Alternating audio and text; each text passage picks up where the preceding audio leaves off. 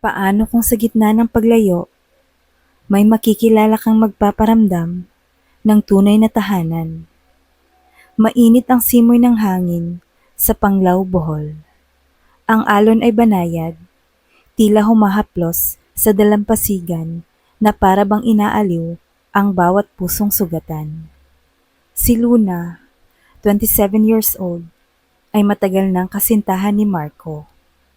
Akala niya forever na sila. Ngunit isang gabi, bago siya umalis, nahuli niyang may ibang babae sa kondo ng nobyo. Hubot-hubad, tila walang bahid ng pagsisisi. Hindi siya sumigaw, hindi siya umiyak sa harap niya.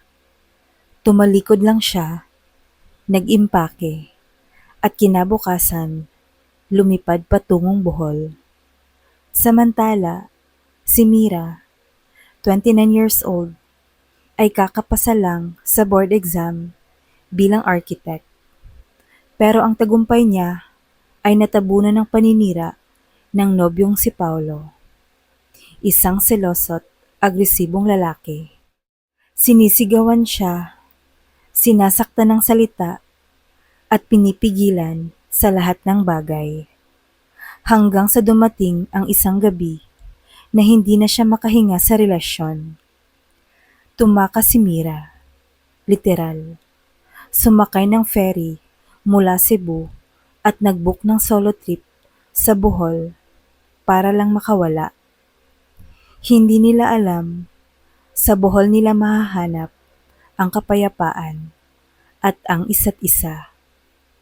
Sa isang sunset yoga class sa Alona Beach, nagkatinginan sina Luna at Mira. Pareho silang nakaupo sa dulo ng grupo. Pareho ang mga matang puno ng iniindang sakit. Matapos ang session, si Mira ang unang lumapit. "First time mo rin ba dito sa Bohol?" Tanong niya. Nakangiti kahit may lungkot sa mga mata. "Oo, needed ko lang.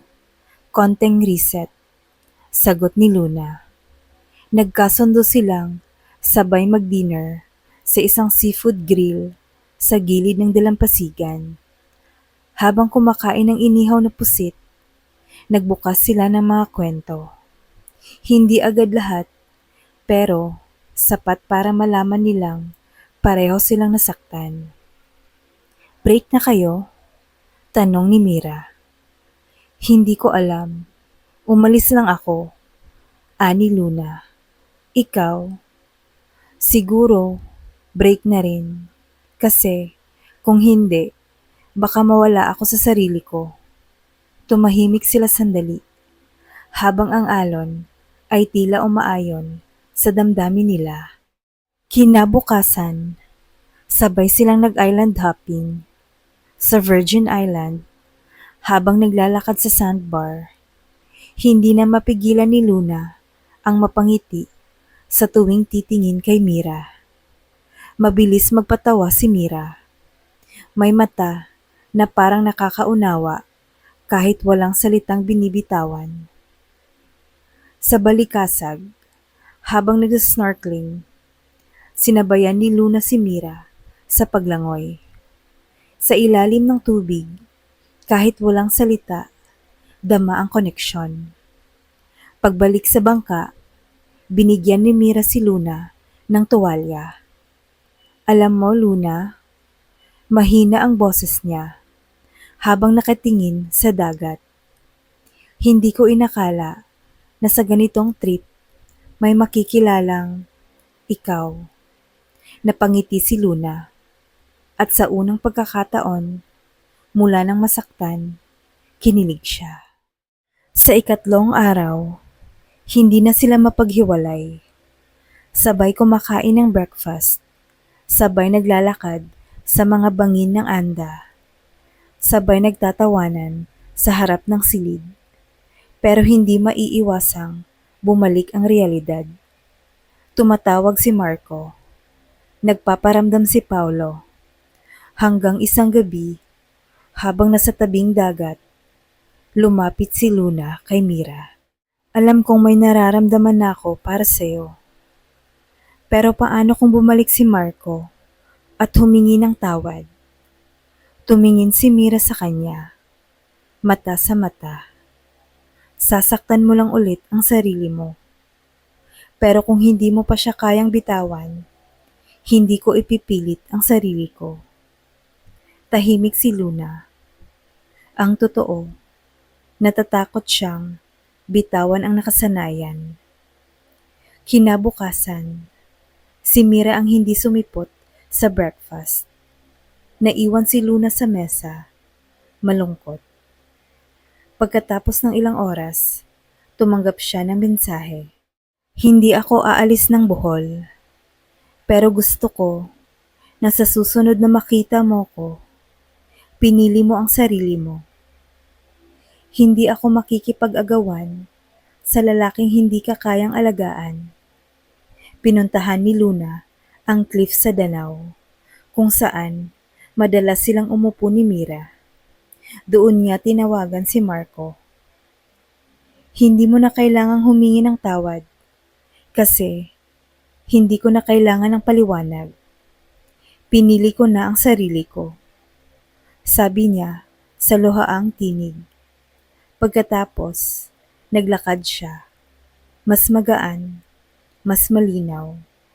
Sa malayo, nakita niya si Mira, nakaupo sa bato, naghihintay. Handa na ako, sabi ni Luna. Ngumiti si Mira, at sa gitna ng hangin at alon, naghalikan sila. Ilang araw ang lumipas. Tumawag si Paulo kay Mira. Umiiyak ito, humihingi ng tawad.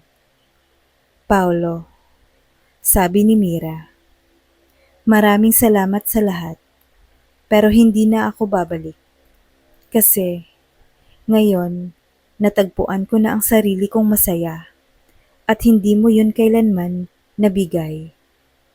Tahimik sa kabilang linya, hanggang sa narinig niya ang huling mga salita ni Paulo. Kung saan ka masaya, doon ka dapat. Paalam. Nang gabing iyon, nagtagpo ulit sila ni Luna sa beach. Alam mo, Luna, sabi ni Mira habang yakap si Luna. Hindi ko akalain na ang pagtakbo natin palayo ay magiging simula pala ng paglapit sa isa't isa.